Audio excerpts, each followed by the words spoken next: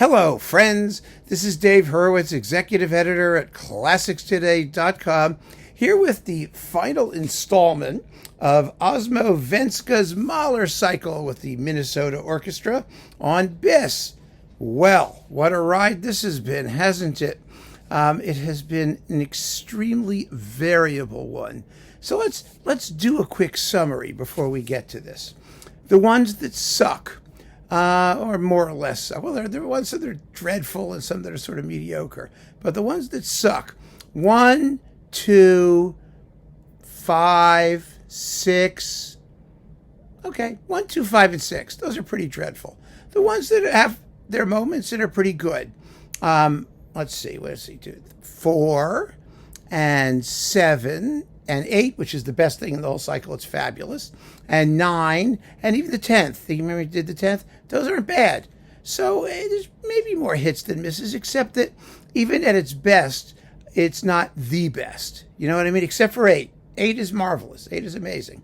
Really amazing. Because that's the symphony where Vänskä does the least, probably. That's the way these things often work. So, what happens with this thing, with number 3? It's one of the better ones. It's really very good. It has some marvelous things in it. Actually, it's not one of those crazy, tensionless, micromanaged hog wallows that we get in the worst in this cycle. I mean, it seems maybe they're starting to find their Mahlerian footing. What a pity they're not just starting the cycle instead of ending it. Anyway, what are the pluses and minuses of this performance? Well, it's beautifully recorded, of course. It does have a very wide dynamic range, and it suffers a little bit from Vänskä's love of super-duper-duper pianissimi. His pianissimi can be so quiet you can't hear them at all. I mean, I played this on a regular system, and I also listened to it, because I know he does this, on my little earbuds, my iPod buds, thingies, whatever they're called, and on the train going back and forth to work, so I could see what's happening. And you can't hear the opening, the fourth movement at all. No matter what you do. And there are moments like that. They're just so quiet. I mean, it's like, all right, okay. Maybe that's not the ideal environment for listening, but I do like to hear things. Let's go movement by movement now, shall we? First movement. First movement is a bit problematic. It's the most problematic thing in the whole performance, actually, as it so often is. It's not that Vänskä's not willing to make a rude sound. He does. In the development section, when the rabble comes running through and the trombones are going, umpa, umpa, umpa. I mean, it's nice and nicely flatulent, and the playing's really, really good. It makes a lot of sense, and I have no problem with any of that. The problem is a general one of structure. The movement consists of 2 marches, right? A funeral march, and then that dum, ba-ta-ta-tum, the trombone solo, which is very lyrical, by the way. It's not proclamatory. It's more bel canto. And then a lively march. The summer marches in, the March of Life.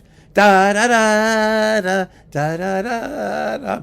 They're not contrasted enough tempo-wise. I mean, the life march particularly just needs to have more impetus, more Schwung, as they say in German. It needs Schwungosity, and it doesn't get the Schwungosity it needs.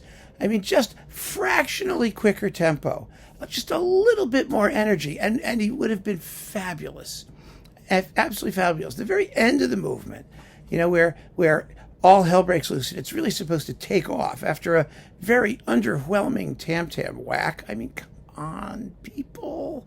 What is it with this? Why can't they just do it, And then the ending,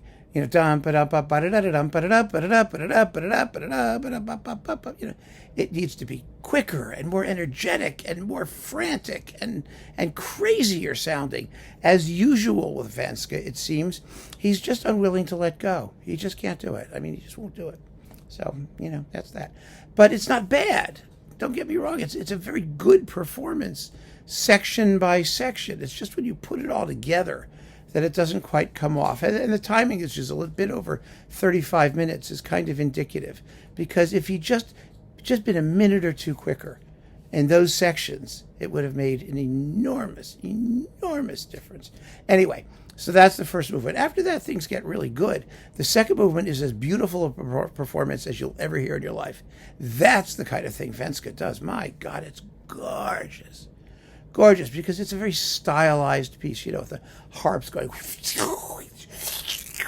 I mean, it's just so succulent. Gorgeous, absolutely gorgeous. The scherzo goes very well too. Oh, the woodwinds are really characterful. The little animal critters are jumping about effectively. The offstage post-horn trumpet solos are very beautifully done. They're not too slow. I mean, the movement has no dead spots, and it's not at a quick tempo. It's about 18 minutes. And it's just a beautiful, beautiful performance. Similarly, the Nietzsche's Midnight Song, sung by Jennifer Johnston, she sings beautifully. It's very, very well done. The Bim Bom choral movement has a nice forward presence to the sound of the bells and the glockenspiels, and it's all tinsely and cute. And the finale is really, really beautiful. It's a beautiful movement.